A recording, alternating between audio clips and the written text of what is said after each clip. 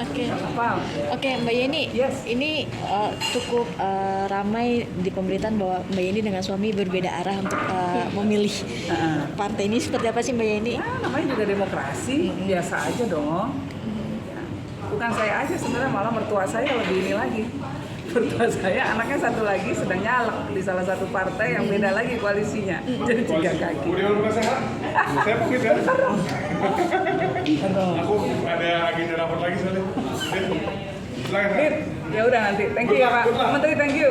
Thank you. Sampai ketemu di acara Pak. Terima kasih banyak. Itulah politik Indonesia sangat cair. Kita sama-sama tahu Pak Menteri juga kan orangnya dari Golkar, tentu punya ini partai, arahan partai. Suami saya juga sudah terlanjur masuk di salah satu partai, ya sudah.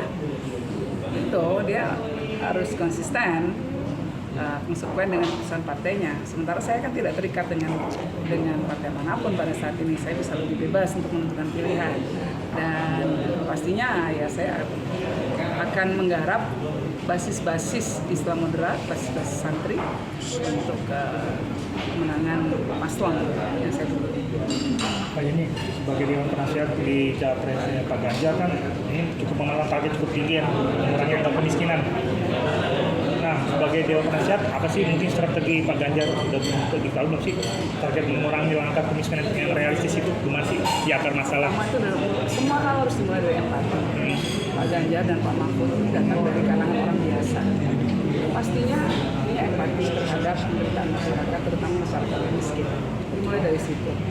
Lalu kemudian programnya akan seperti apa? Banyak sekali program yang akan dilakukan karena yang namanya kemiskinan itu tidak bisa diatasi hanya dengan satu strategi saja, harus multi-prong atau multi strategi. Kita tahu bahwa kemiskinan di Indonesia itu pun juga kategorinya macam-macam. Ada yang namanya absolute poor, gitu ya, kemiskinan yang sudah sangat mengerang namanya itu kalau yang istilahnya dunia. Ada juga kemiskinan yang namanya near poor dan prone to poor, jadi hampir miskin atau rentan untuk jadi miskin. Ini misalnya kalau orang sakit, gitu ya, sakit sedikit langsung miskin. Itu ada juga kategori kayak gitu. Nah ini tentu pendekatannya berbeda-beda antara yang absolute poor, yang kemiskinan yang sudah sangat mengerak, yang absolut, sama kemiskinan yang rentan miskin, sama yang hampir miskin, pasti pendekatannya berbeda-beda.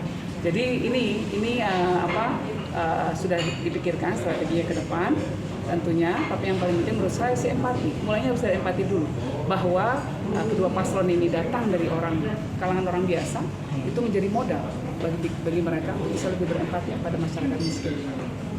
Terkait percepatan pemerataan sehingga tidak terjadi kesenjangan tajam di masyarakat ini bagaimana? Tanya jubir aja ya kalau udah teknis begitu ya, jangan tanya ke saya kalau untuk ini. Ya. Kalau masalah pendidikan gimana?